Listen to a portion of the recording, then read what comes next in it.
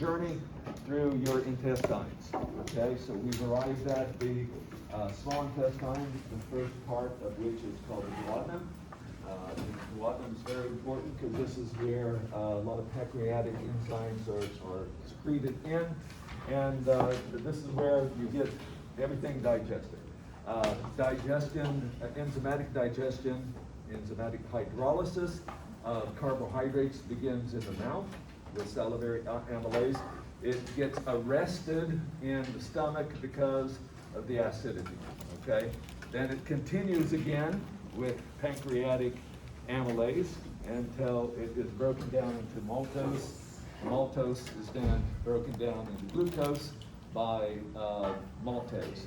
And so all these enzymes I've mentioned, you should know what they do and what their source is and what compartment they happen to work in. Okay, where did they come from? Okay, so I went through all these. Most of these protein digesting enzymes are all zymogens. They're secreted in an inactive form, the ones from the pancreas, and then they are activated once they're in the lumen of the duodenum. And that is by this particular enzyme, which enterokinase. It's also called enteropeptidase. I preferred the enterokinase because it's a kinase. Okay, that means it engages in phosphorylation reactions. And what it phosphorylates, and where is its origin? Well, it's from the epithelium, okay, of the duodenum. So it's not from the pancreas, it's from the small intestine.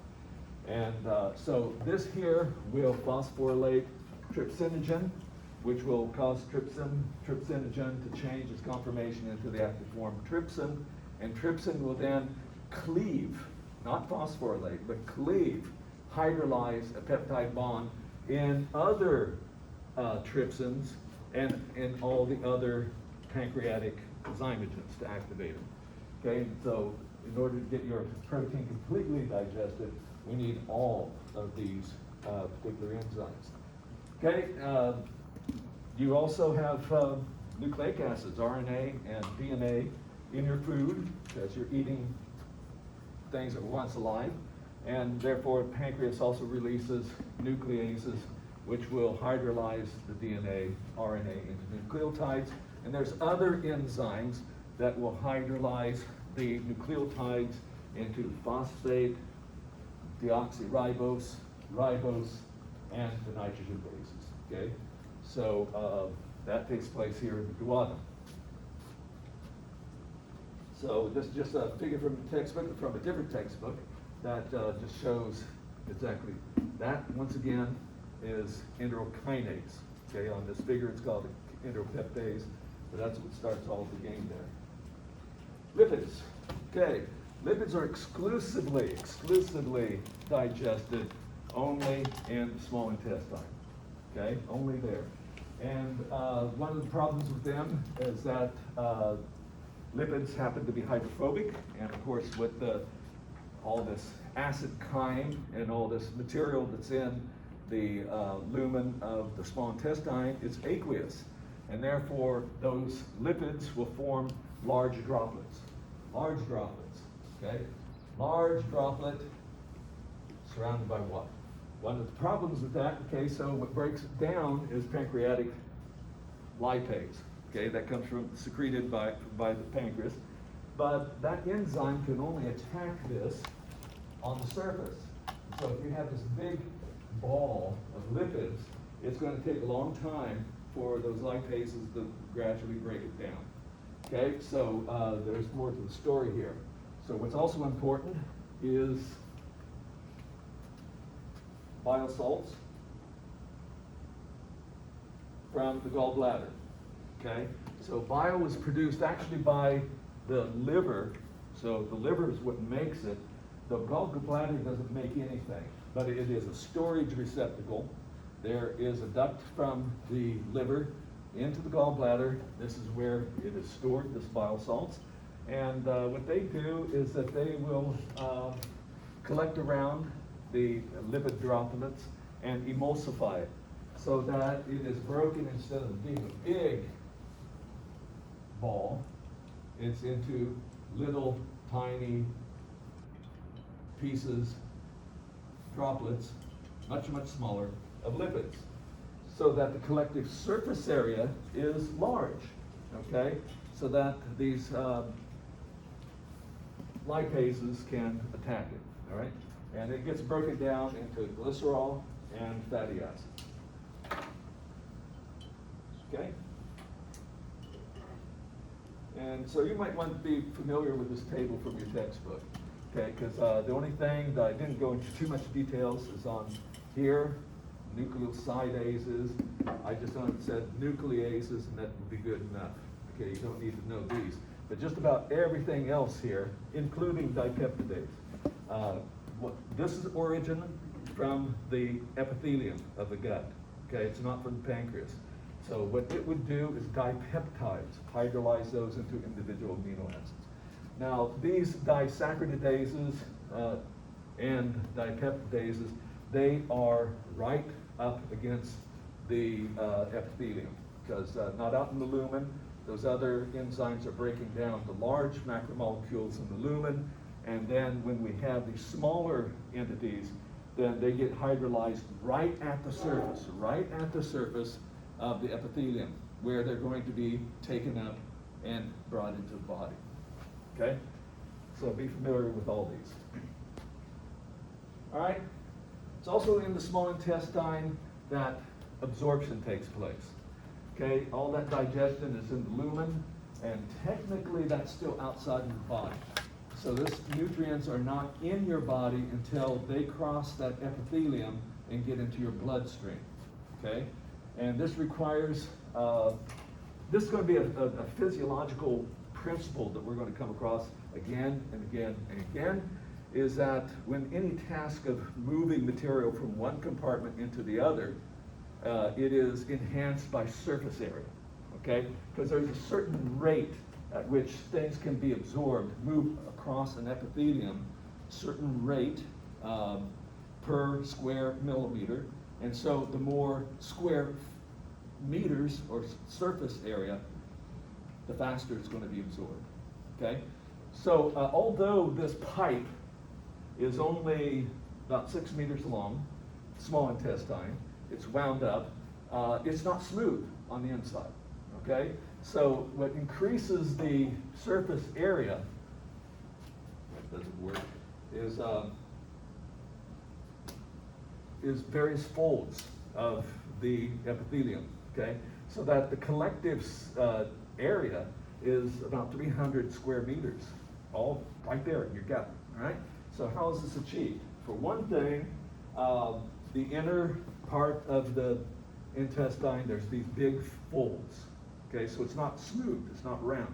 It has big folds, and then on those big folds, there are other sort of finger-shaped things that are called villi. So here it's showing, here's a big fold, and these little finger-like things here projecting all over the place are villi, okay, like that, all right? And so that increases the surface area. And that villus is surrounded by a simple columnar epithelium. Simple columnar epithelium. One cell layer thick. One cell layer thick. And the apical membrane, plasma membrane, the apical plasma membrane is highly folded. All right? So here is columnar cell. Have it on the screen, but I like to draw it. So this is where the basement membrane happens to be. This is the lumen of the gut, and this plasma membrane on the apical side has a large folds which increase the surface area yet more. This is called a microvillus. Okay, now beware that when I say membrane, sometimes you have to pay attention to the context, because that word membrane, I'm using it in two different ways. One, I'm saying an epithelial membrane, okay, that's a layer of cells, it's a tissue. But otherwise, when I say membrane, I'm talking about phospholipid bilayer, okay, and that's what we're referring to here. Yes? apical membrane epithelium is the microvillus, right? No, the plasma membrane, apical plasma membrane of the villus cell is the microvillus. So it's the plasma membrane of it? The plasma membrane, So- apical plasma membrane, So the villi is one cell layer thick? one layer thick.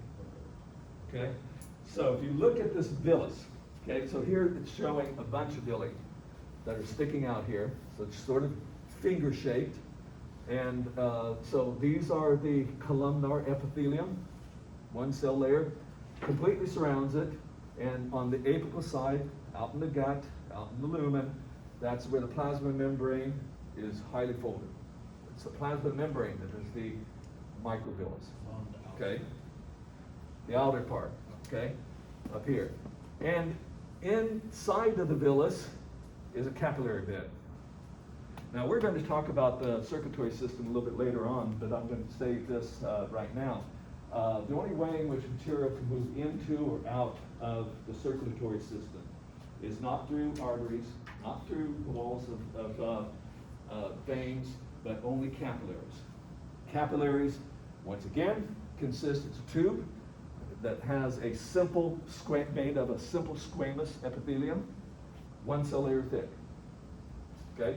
And this is the only place fluids and material can move into the blood, move out of the blood between interstitial fluids. So we have a capillary bed here. It's capillary. And also something called a lacteal. Okay, that's the word right there, which is part of the lymph circulatory system. And that's going to play a role a little bit later on as well. So, for materials to get into the bloodstream, they have to cross two epithelium. 4 plasma membranes. Okay? So if this here, draw several cells here. This is the lumen of the gut. This is the cells on the villus. In here we have a capillary that is the walls of which is one cell layer thick. So we have some substance out here, whether it's a sugar, monosaccharide, amino acid, doesn't matter. It has to cross through the apical membrane, out the basal membrane of the epithelial cell to get into interstitial fluid. Interstitial fluid has to cross the basal membrane of a capillary cell, the apical membrane of the capillary cell into the blood. So that is an epithelium, but the basal side is still facing interstitial fluid.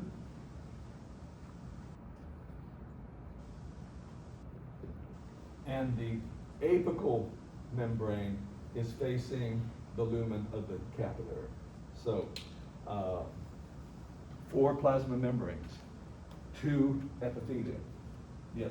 This is the one on the right, capillary right side, is that the basal side? Is it the what? You say is that the basal side, the right side? No, the basal side is the outside of the capillary. Facing towards The lumen of the capillary is the apical side. This is the apical side. okay. Okay. So not like each, No. This right here is one cell. okay. This is the lumen of the capillary. This is where the blood is moving. Okay. Okay, that's how it works there. All right, so large surface area. Microvilli, okay, said capillary burial. Oh yeah, I forgot about this picture. This is even better. This comes from a different textbook. Does a much better job. So here's cross section through the small intestine. You have all these folds there. And then if we look at this area right here, blow it up, each of those out on the side here, we have the villus. And if you look at a villus better, this is one villi, and with a capillary bed on the inside. So material would have to move from here, across the apical membrane, basal membrane, apical membrane, to get into the bloodstream. Is that a cross section of the small intestine on this floor? What's that? Is that a cross-section of the small intestine? Yeah, this is cross-section of small intestine. Yeah, cross-section of small intestine. Okay, now, so these nutrients, once they're broken down, they have to, there's all sorts of forces by which they can be brought into the bloodstream. Sometimes it's simple diffusion, okay? Short-chain fatty acids. Short-chain fatty acids can get in by simple diffusion. You have a higher concentration in the food that you just digest, and low concentration inside of the cell. Therefore, those will just diffuse. And fatty acids are lipid soluble. They can cross the membrane all the way into the bloodstream. Okay, just needs a concentration gradient. Some facilitated diffusion, okay, that has to have carrier proteins that are very specific for what they're carrying, and also active transport. Active transport is more common, okay, than anything. And usually this is that active transport. Usually the active transport is not direct active transport, it is co-transport. So if you can remember co-transporters from last semester, where there's two events that happen. First of all, an ATP-driven pump will pump usually, and in the intestine, this is the sodium-potassium ATPase. You should remember your sodium-potassium ATPase from 101A. Very important critter, because we're going to see it again and again with physiology. So it is located in the basal membrane of the epithelial cell. And that is the sodium potassium ATPase. And it requires ATP to change. It's a carrier protein, but it's a carrier protein that carries both sodium and potassium. Anyone remember which direction? Was it like Three sodium out and 2 potassium? and 2 potassium in. 3 sodium out, 2 potassium in. Yep, exactly. Well, that creates a sodium concentration gradient. And that sodium concentration gradient can be used to run a cotransporter in the apical membrane. I showed this last semester. Okay, you should be able to remember that, so I will go through it again. Just illustrating with glucose, how glucose is brought into the cell. This is the lumen, okay, out here. And so what we have in the basal membrane only is ATP, or sodium potassium ATPase.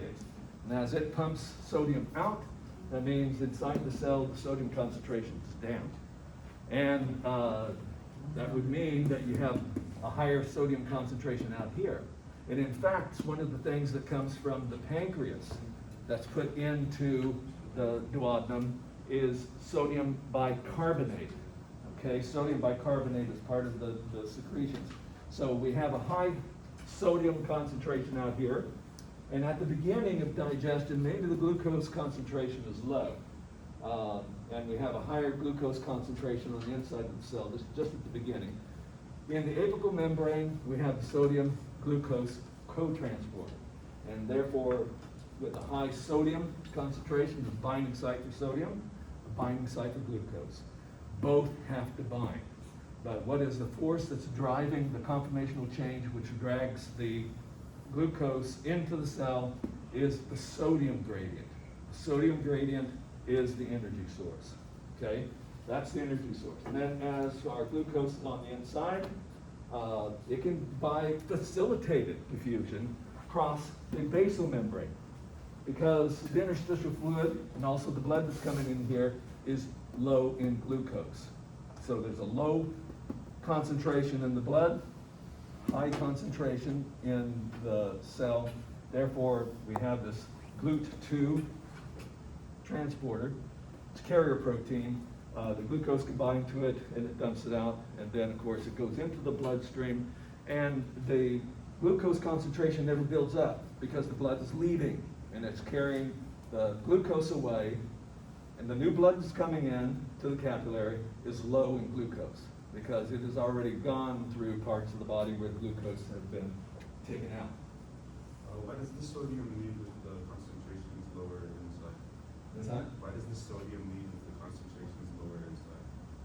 Well, because in order for that co-transporter, sodium glucose co-transporter to bring the glucose in, it needs concentration rate.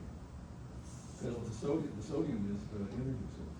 So it just helps glucose go into the co-transporter. Yeah. so Yeah. it goes to the bloodstream. Yeah, because this is creating low sodium here. We have high sodium here. So we have a sodium gradient going that way. Oh, it's pushing. Yeah, glucose sodium in. gradient going this way. So our sodium binds and also the glucose, but it is the force of the sodium gradient that leads to the conformational change. Oh, so without sodium, it won't Yeah. be able to transport. And this sodium never builds up out here. Yeah. Okay, because it goes into the blood carries it away, okay, so it stays low. All right, so now what happens though when we have a lot of glucose here, okay, as starch gets broken down? Well, then this co-transporter senses that and it switches it off. We have transport vesicles that are just tethered right under the apical membrane that they have GLUT2 in them. So initially these are in a transport vesicle, but once this is shut down, there's a signaling system that signals these vesicles to fuse. That wasn't there before. That wasn't there before. But once the glucose gets high enough out here, then these vesicles that contain the GLUT2, they will fuse to the plasma membrane, inserting GLUT2, providing a facilitated transport pathway for the glucose, because now we have a favorable gradient. We have a higher glucose concentration, and therefore we can just have facilitated diffusion, okay?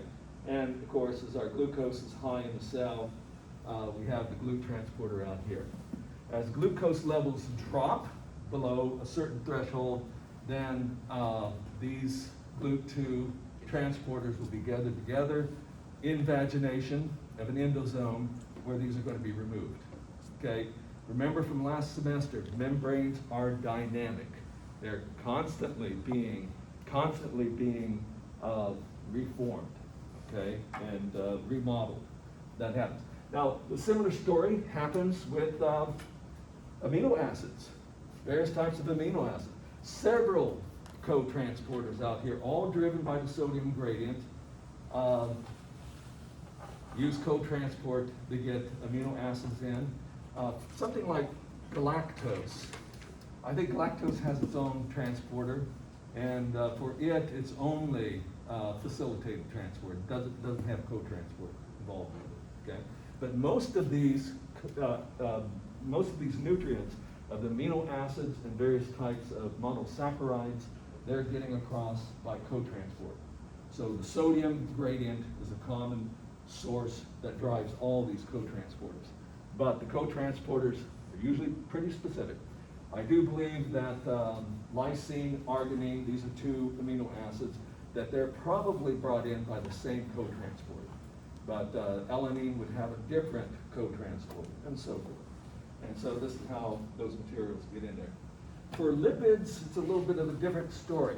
Okay, they've been broken down into fatty acids and glycerol. Usually glycerol can get across by simple diffusion, okay? Because it is a little bit soluble and it's small enough.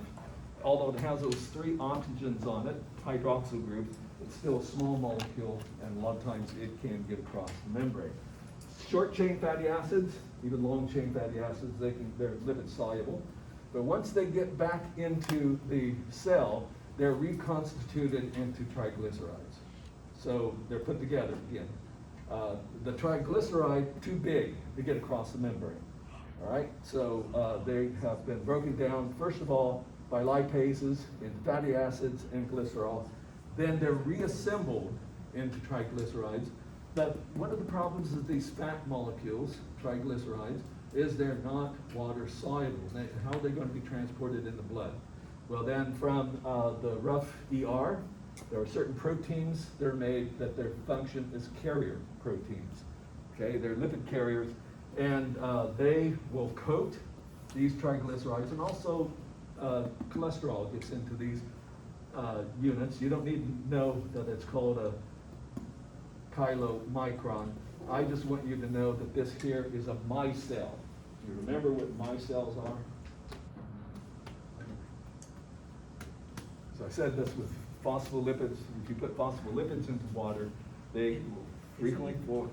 The shape that it makes. Just a sphere, okay? Just a sphere with the fatty acid tails on the insides and the hydrophilic portion on the outside, okay? Micelle. So that's what this is. It's a micelle structure with the carrier proteins making it soluble, okay? So when you've had a cholesterol test, they talked about high density lipoproteins, low density lipoproteins. Well, that's what we're talking about is these types of micelles. They contain cholesterol, but there's three different forms of these depending on what proteins are involved in the carrying. Low density lipoproteins, they contribute to heart disease, okay, because they have a tendency, any place where your the lumen of your blood vessel, usually arteries, have been damaged, they'll collect there and start building up what is called plaque. High density lipoproteins don't do that, okay? And what makes the difference between high density and low density and ultra high density lipoproteins is the nature of the proteins that are there. They're carrier proteins, okay? So as I said, the short chain fatty acids, they can just get across by simple diffusion. So all this is crossing through the cell and then crossing into the capillary. All right. There we have everything. Now, this is a question that I'm going to ask on quizzes and everything when we're moving materials across epithelia. How many plasma membranes are crossed? In this case, 4. 4 plasma membranes. But if I asked it, how many layers of epithelia? 2. 2 epithelia. Now, we're going to find that all these systems, circulatory system and excretory system, digestive system, they're all connected together. And one of the questions I will give on an exam is that you've consumed a particular molecule, let's say it's fructose, and I want you to tell me the route that glucose molecule takes from when it comes into your mouth and goes into a cell in your little finger. You'll have to tell me every little piece of pipe that it goes through, every structure, every time it crosses a plasma membrane, okay? Those types of questions. All right, and you'll get it, you'll get it. Right now, all we're doing is we're going to the liver. So all this blood vessels from these capillaries that are in the villi, they join, form a blood vessel that eventually becomes the hepatic portal vessel. Hepatic portal vessel. Hepatic means liver. And so this blood supply from your digestive system, its first stop is at the liver. And so when it goes to the liver, there will be a capillary bed, okay?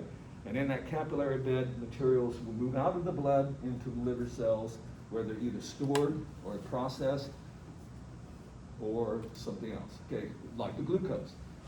After a meal, yes, your glucose level in your blood does go up, you know, because some of this glucose isn't immediately taken out. It does go to the liver, but not the vast amount that you digested, okay?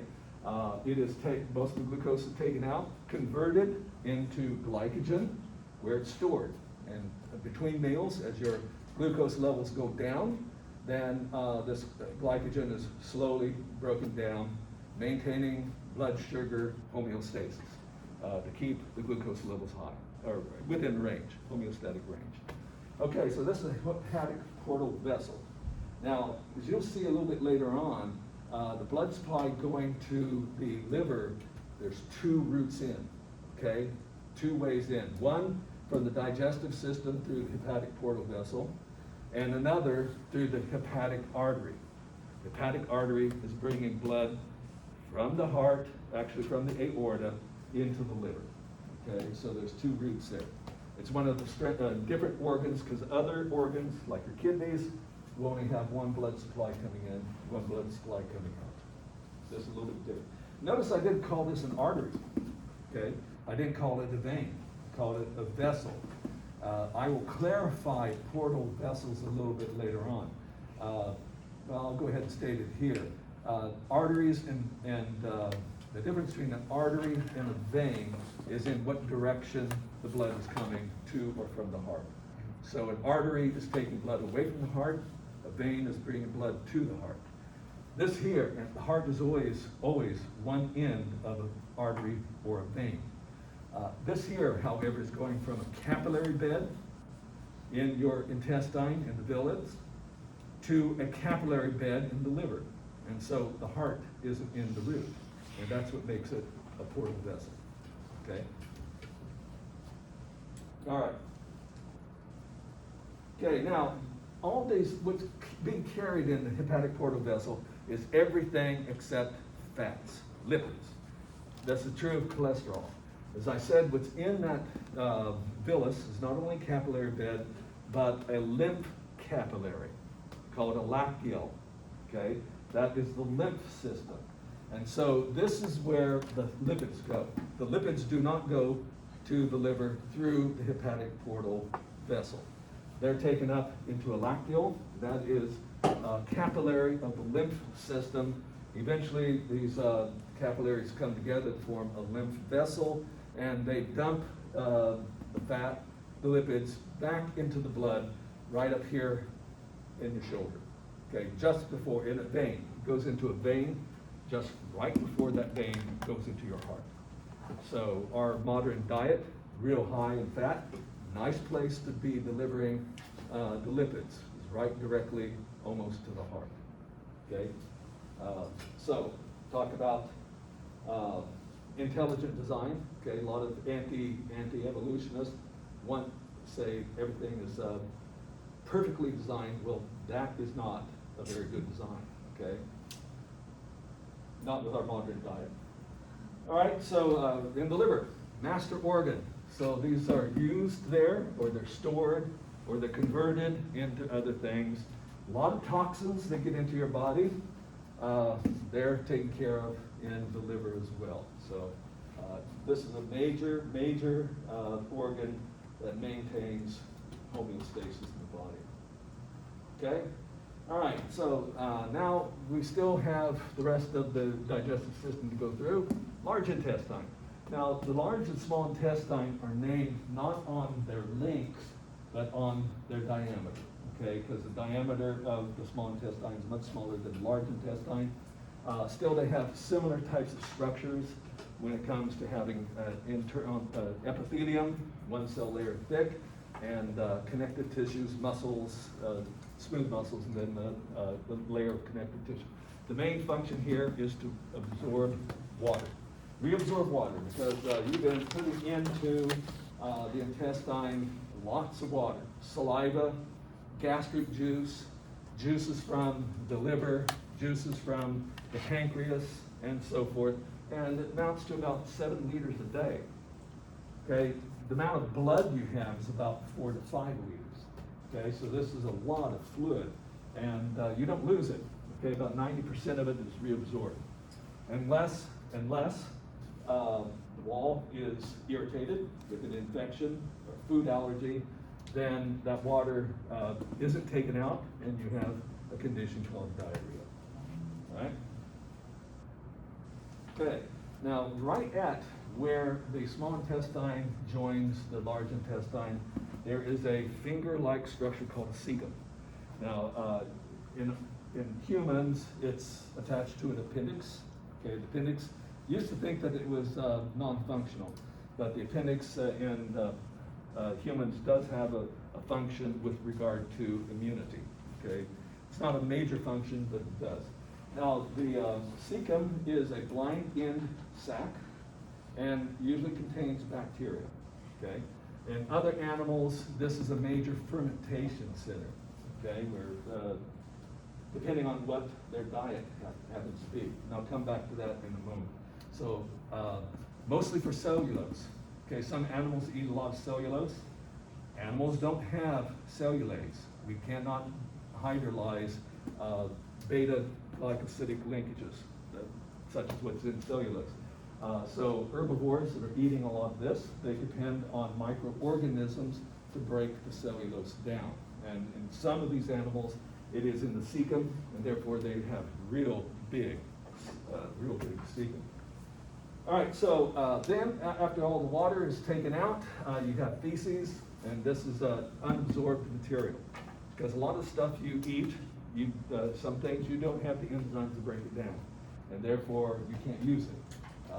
For example, in beans, usually legumes, they have the little sugars in there that are consist of 4 monosaccharides, and we don't have the enzymes to break them down. So those end up in the large intestine, which also has a lot of bacteria, and the bacteria will use that. And sometimes these bacteria, they create gas, okay, either hydrogen type of gas or carbon dioxide, and that's where you get the toots, okay, after eating beans. All right. Some of this bacteria, they produce vitamin K. Okay. In fact, our major source of vitamin K actually comes from bacteria in the seed. And although that's downstream of where absorption takes place, this is hydrophobic and therefore can cross through the epithelium and into the bloodstream in large intestine. Other than that, you don't absorb much nutrients at all in the large intestine. Okay? So as this undigested material happened to accumulate until your body tells you to eliminate it. So elimination and excretion are different things physiologically. In common language, we often use these terms the same, but this is not excretion. Excretion is removing metabolic wastes that are already in your body. That's usually done by your kidneys, right? But this here was never in your bloodstream to begin with. Now, those animals that are herbivores, eating cellulose, they have had to evolve, be selected for various types of fermentation chambers. And I'm going to talk a little bit about them before I move on to the next here. Some of them are foregut fermenters. In other words, the fermentation chamber happens before the stomach. Okay, they're usually modifications of the esophagus. They're chambers that are modifications of the esophagus that contain protozoans, bacteria, and even fungi that can break down the plant material that the animal actually can't. Furthermore, with waste product that is produced by these bacteria is that they produce from this cellulose and a nitrogen source, they can produce the amino acids. Usually the plants don't have a whole lot of protein because they don't have muscle. Animals have a lot of protein because of the muscle, skeletal muscle. But the cow, because this is a foregut fermenter, it's cattle, okay, deer, they're like that too, is that it's bacteria that happens to make the amino acids. They make short chain fatty acids. And furthermore, as the bacteria, protozoans, reproduce, okay, by mitosis, eventually that material gets into the stomach and the bacteria get digested. And that's part of their food source. They're basically converting cellulose into biomass in the form of bacteria, protozoans, and they digest those. Okay? Now, there are also hindgut fermenters. And if you want to talk about another example of not so intelligent design, this is one of them. Because here it's the cecum that contains the bacteria and does the fermenting, producing amino acids and short chain fatty acids and things that the animal could use, but where do those get absorbed? They're downstream. They're downstream of the place where absorption takes place. Absorption takes place in the small intestine. And so this material gets into the feces and goes right out the back. So what do you do with that? But what rabbits do is they eat their poop. Okay, it's good. It has all that good stuff in it that the bacteria in the cecum made. And so they eat it and send it through where it gets into the stomach, into the small intestine, where then it can get absorbed. Okay? Horses happen to be hind gut fermenters too, but they don't eat their poop. Okay, they have to live just on what they can get out of the cecum. All right? All right, so like a carnivore, cecum, very small, okay? Not needed, because they eat mostly stuff that can be digested. Rabbit, real long cecum, okay, because they eat a lot of cellulose material. Now, foregut fermenters mostly belong to a group they're called ruminants. That includes antelope and cattle. Is that they do have a stomach. Okay, now, I'm not going to have you know these names, omasum, reticulum, and rumen, and abomasum, is these four chambers, they're fermentation chambers. And all, except for this one, abomasum, that is the true stomach. That's a true stomach. These other three, especially the rumen, they're outpocketings of the esophagus. Okay, so they're originate from the esophagus. This is where they have a lot of bacteria, protozoans, and that's where the grass is being broken down. Furthermore, they will swallow into the rumen and let it ferment, then they regurgitate it and chew it again, okay? So the chewing is mechanical digestion, because it really takes a lot to break, because they mostly eat grasses, and grasses are full of silica, okay? So they're real hard. And eventually this it swallows it back into the rumen, it'll go into a reticulum, and then eventually it'll regurgitate it again, chew, down into this chamber, and then after all that processing, which takes a long time, it'll go into the true stomach, where it's acidified, and you have the regular types of digestive process, okay? Those are modifications. Okay, any slide you need to see, because I'm going to move to the next system. Question? 37. Which one? 37. 37?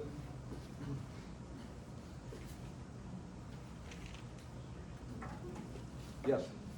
Are bile salts and bile from like the lecture before the same thing? Is they what? Are they the same thing? Yeah, Bile salt? bile and bile salts, yeah. Same thing. Yes? Slide 32. 32?